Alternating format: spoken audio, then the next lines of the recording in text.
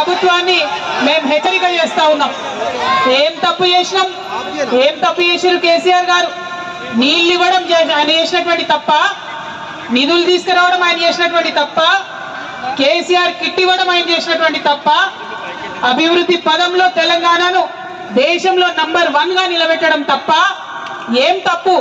ఎందుకోసం నోటీసులు ఇచ్చిరని ఇవాళ తెలంగాణ జాగృతి తరఫున, యావత్ తెలంగాణ సమాజం తరఫున నేను కాంగ్రెస్ ప్రభుత్వాన్ని ప్రశ్నిస్తా ఉన్నాను. కాళేశ్వరం ప్రాజెక్ట్ అంటే కేవలం 3 బెరాజ్లేనా? కాళేశ్వరం ప్రాజెక్ట్ అంటే కేవలం 3 బెరాజ్లే అని చెప్పి మీరు ఒక కాంగ్రెస్ కమిషన్ వేసిండ్రు.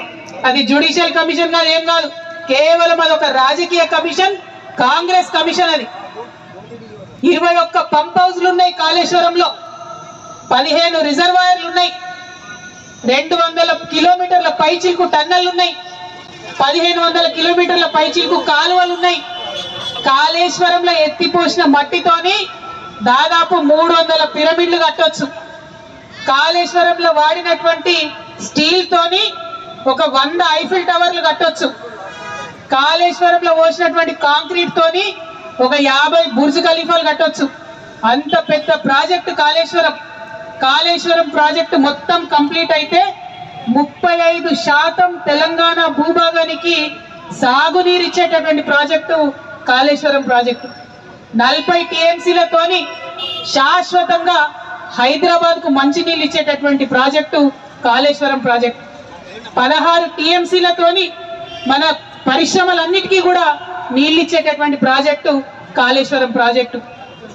ఇన్ని ప్రయోజనాలు ఉన్న ప్రాజెక్టు, ఒక నదిని మొత్తం ఎత్తిపోసినటువంటి ప్రాజెక్టు, ఎక్కడో 90 మీటర్ల అడుగున ఉండే నీళ్లను 630 మీటర్ల పైకి ఎత్తిపోసేటటువంటి ప్రాజెక్టు.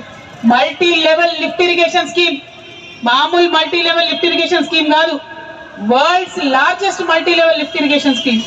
నేను ఇవాళ ఛాలెంజ్ చేస్తా ఉన్నా, కేసీఆర్ కాబట్టి, గట్టి గుండె కాబట్టి, ధైర్యం ఉంది కాబట్టి ఇటువంటి ప్రాజెక్ట్ ఆయన ఆలోచన చేయగలిగింది. ఈ కాంగ్రెస్ ప్రభుత్వం కనీసం కల కూడా కనలేదు అటువంటి ప్రాజెక్ట్ కట్టాలి తెలంగాణకని. ఆయన తెలంగాణ యోధుడు, నీళ్ల కోసం పుట్టినటువంటి ఉద్యమం కాబట్టి గోదావరి నదిలో నీళ్లు మన వాటా మనకు రాకపోతే తెలంగాణ ఎడారిగా మారుతుందనే విషయం కేసీఆర్ గారికి తెలుసు కాబట్టి